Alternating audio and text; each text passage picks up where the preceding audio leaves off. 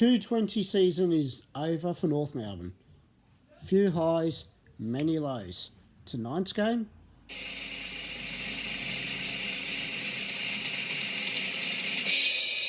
I cannot believe they won that game. Oh my God. Far out. I expected North to get thumped. How did they come out and destroy West Coast like that? They're going to be playing finals this year. What? You say North Melbourne lost? No. I don't like lies on this channel. No. North Melbourne did not lose. Come on. They had over 80 more possessions. They won the contested possessions, the uncontested possessions. They had more inside 50s and they had less turnovers. Plus, they kept West Coast scoreless in the first quarter. And you're trying to tell me that North Melbourne did not win. You're fucking lying. Oh, the proof? All right, let's see. Huh? Oh my goodness, you're right. North Melbourne did lose. Oh my God. 4-10-34 to 7-7-49.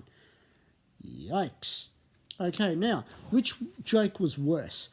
The joke I just said there, or the joke that Rhys Shaw had at the start of the year when he said that they'll be playing finals? You choose. Well, tonight's game, I actually liked it. The last quarter, yeah, it was just, fingers crossed that North were going to continue and just come out and win.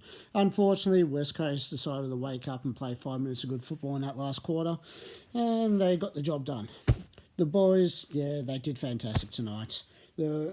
As I said, there were a lot of lows this year, very few highs. Tonight's game, quite a few highs, some lows. Come on, look at the injury list North Melbourne have. But according to the game tonight, according to the commentators, I should say, the experts, West Coast have injuries. North Melbourne don't. Pull the other one. So, with those possessions, couldn't believe they actually had a lot more of the ball this week. Completely opposite from last week. Yeah, all right. I actually enjoyed it. There was a different game plan. How often did North actually kick it out towards the boundary and just try and play kick mark down the line with long bombs? They didn't. It was great. They actually chipped it around and, they played keepings off, kicking it sideways a lot of the times. That first quarter, they didn't just bomb it down long. They would actually look for someone that's open. And it generated scores. That was great. Please, more of this type of football next year. That would be fantastic, especially when they're going to be dropping like half of that list. Oh, there's certain players here I think, why are they still there? Oh boy. Dumont. What happened to Dumont? He used to be really good. People were saying that, he's going to be the next captain of North Melbourne. Watching tonight's game, if he's going to be playing like that, I can see why they want him as captain, because North tend to have this tendency of having their captain as being someone who can't kick. You want proof? Look at Jack Ziebell. Look at those goals that he missed tonight. Set shots and then decided to kick one around the corner. Jack, you are not Stevie Johnson. You don't have that talent. You are better at just kicking a drop punt, especially when you're practically directly in front. These kicks around the corner, I want Jason Dunstall to give you a huge spray for that. I really hope the football club and Rhys Shaw get Jason Dunstall to come down to see you and just give you a goddamn spray for doing that stupid stuff. Like he says, you're being a flog of numbnuts. Stop it. Nick Natanui tonight, he is... You can tell the AFL love this twit. He is a fantastic footballer, such a great ruckman. I reckon he's better than that Brady Grundy, who is the so-called best ruckman in the comp. Again, pull the other one.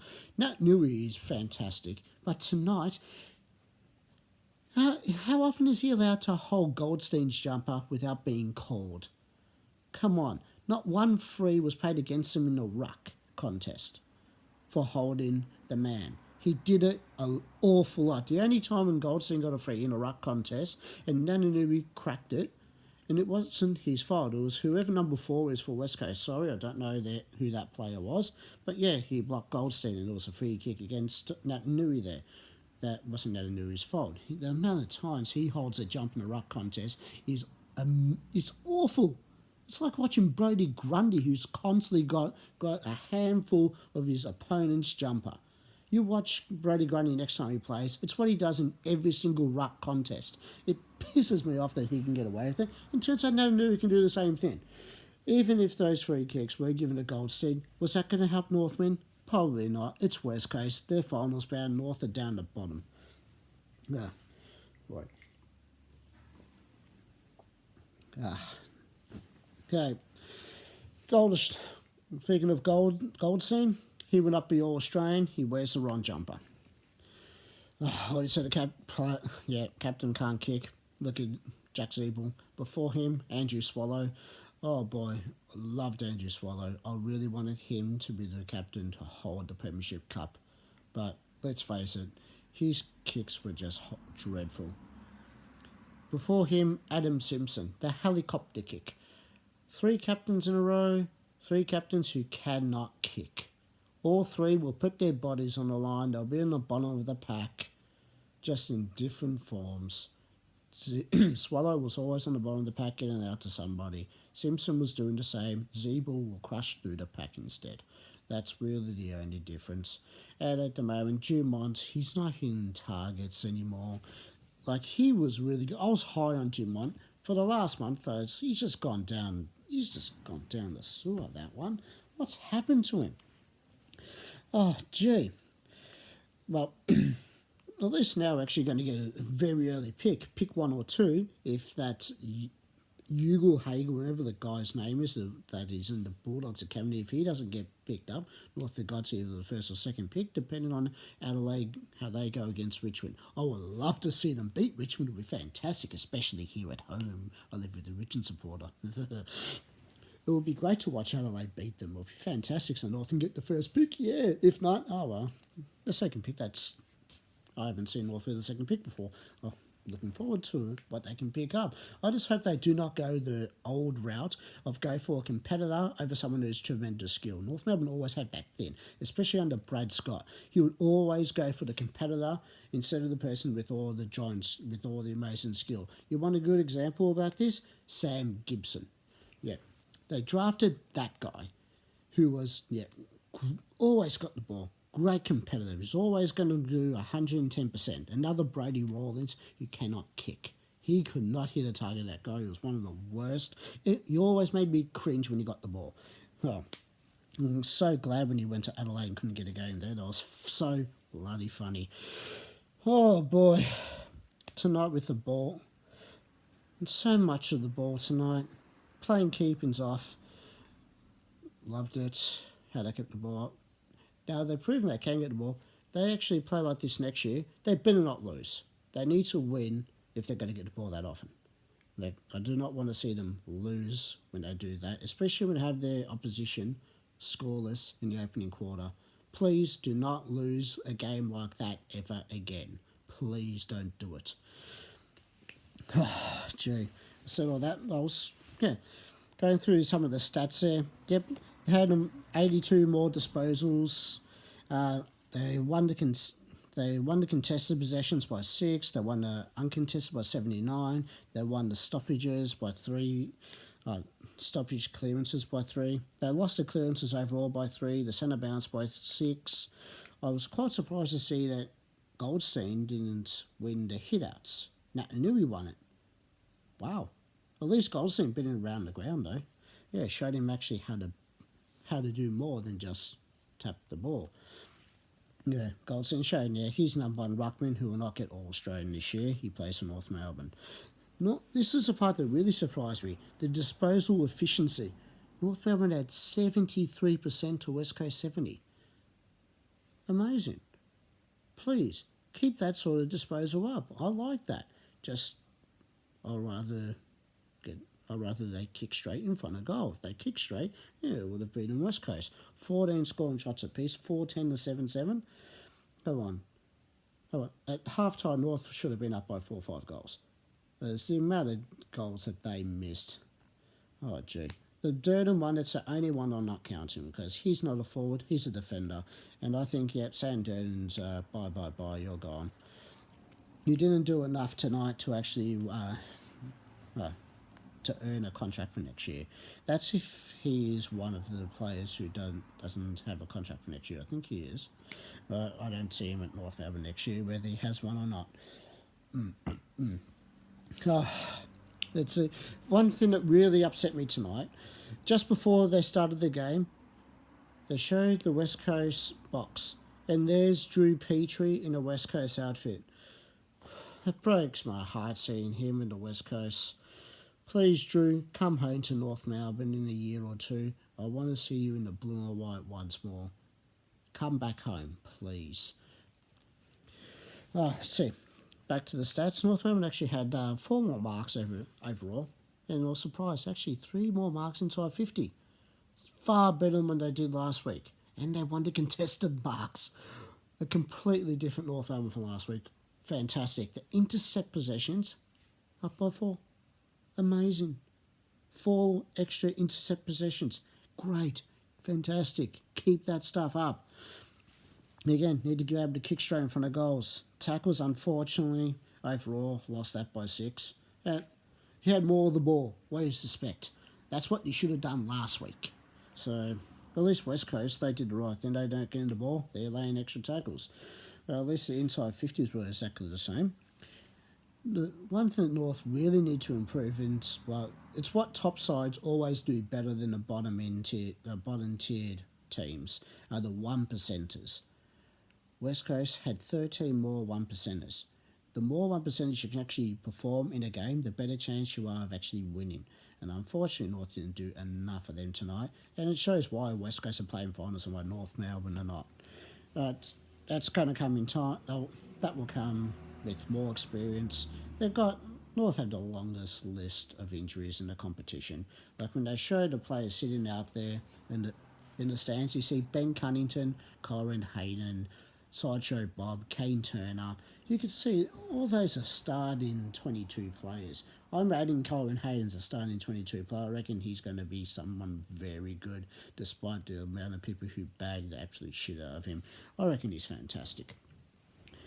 The stat that was a bit better last week, but still really bad. 6 players had under 10 possessions.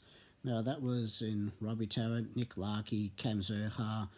Those ones you just give a pass to. The one that really stood out to me was the captain, Jack Siebel. He had 8 or 9 possessions tonight. I don't remember how many exactly. I didn't write that part down. He had under 10. This is the captain of the club. He's meant to be leading by example.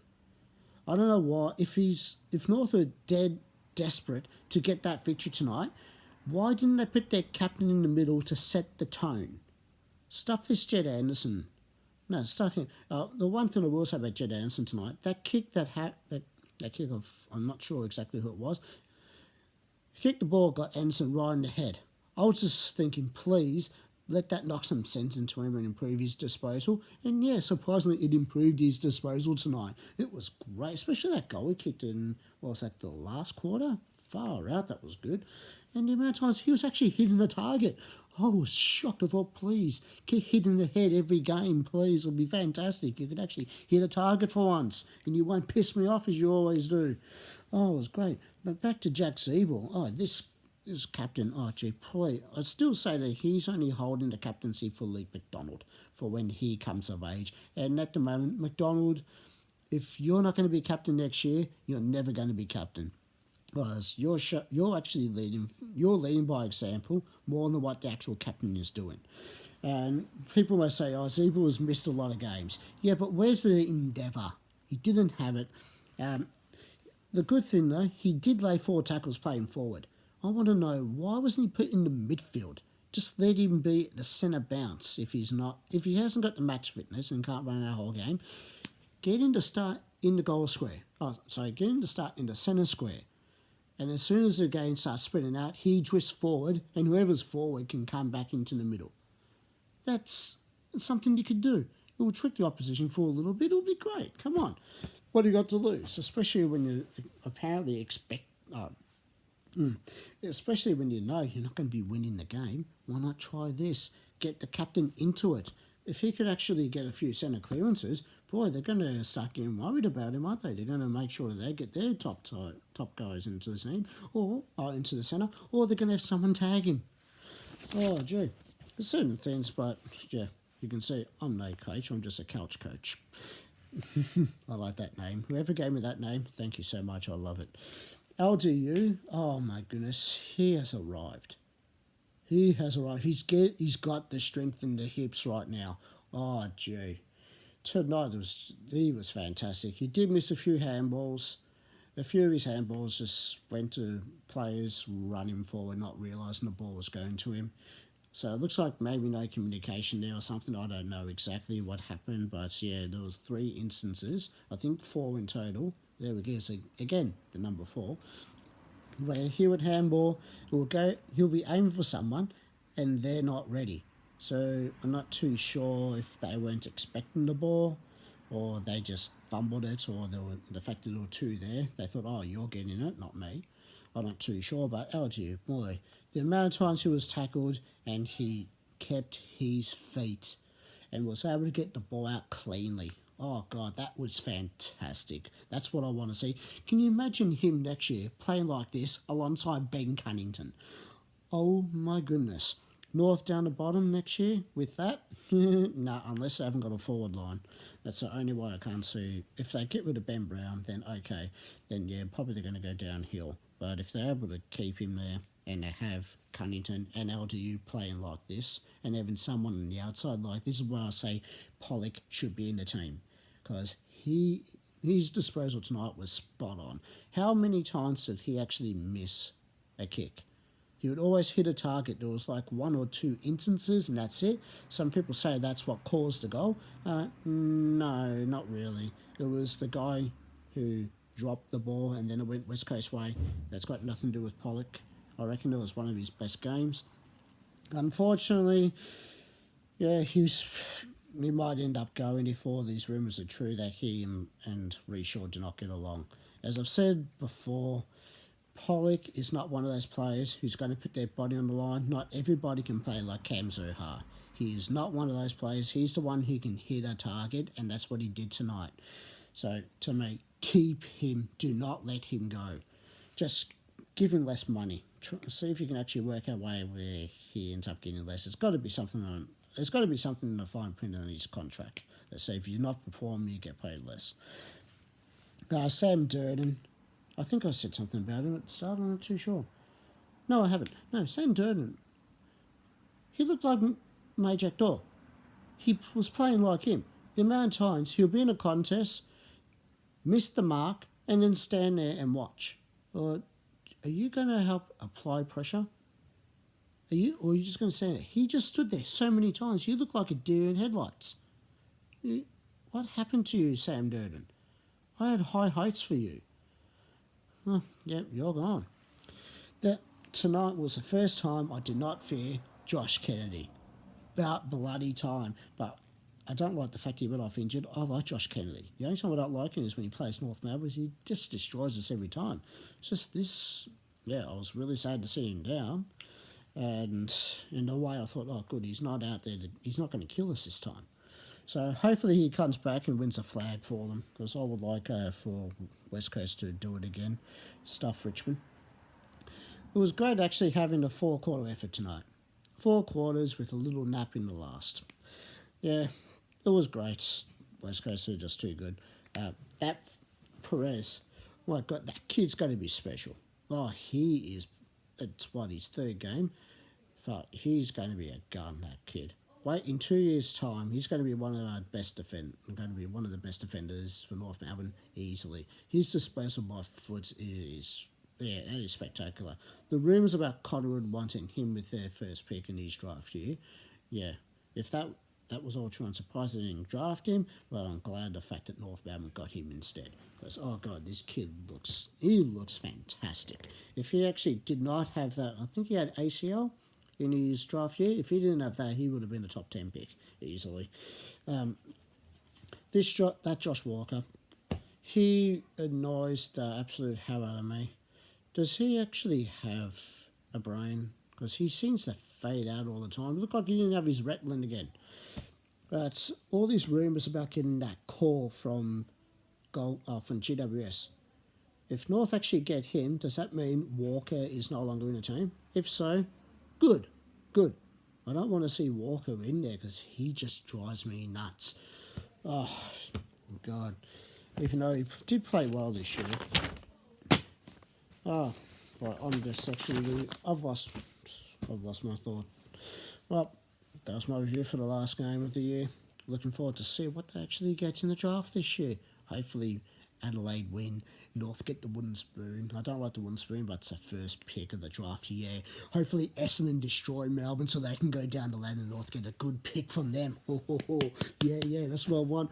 But who the hell are North going to actually get in the draft? That's a big question. Are they going to go for a tall forward? Is in that McDonald kid, who looks like he's going to be very, very good? Or they're going to go for that Holland, who apparently is an inside midfielder. You know, like inside midfielders like another LGU, another Trent Dumont, Ben Cunnington, Jack Zeeble, Jed Anderson. Do we really want another one of them? Or do you want an outside midfielder who can drill the ball into a leading Larkey, a leading Brown, a leading Comben when he actually starts playing? I'd rather get the outside midfielder instead of an inside midfielder. North have plenty of those inside midfielders. They don't need another one. Please get an outside midfielder who has polished skills. I want that. And if they can't get that with the first pick, I can get that with their second.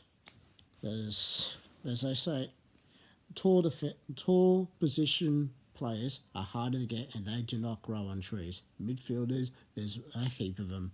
But the tall forwards, the tall defenders, there's not that many. So maybe if McDonald's available with North's first pick, okay, get him, but then get some polish. Get some polished midfielders who can deliver the ball by foot. No more of these in and under players who can handball it out to somebody. Because if you've got a team with that, who's going to be able to deliver the ball properly? Higgins is coming in the end of his career. He's not going to be around forever. LDU, okay, yeah, he's showing he's got a lot of good foot skills, but he's an inside midfielder as well. Jai Simpson, you got him training in as an inside midfielder. Aaron Hall, I'm not even going to bother talking about that one. Pollock, he's probably not going to be at the club next year. Will Walker, love that kid to death. I reckon he's going to be gone because he's not another Cam Zurhaar who just throws his body on the line. They've got no one else who can really deliver the ball by foot.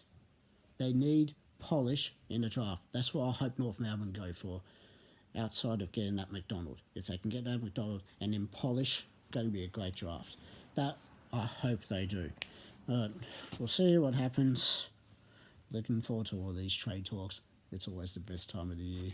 Yes. And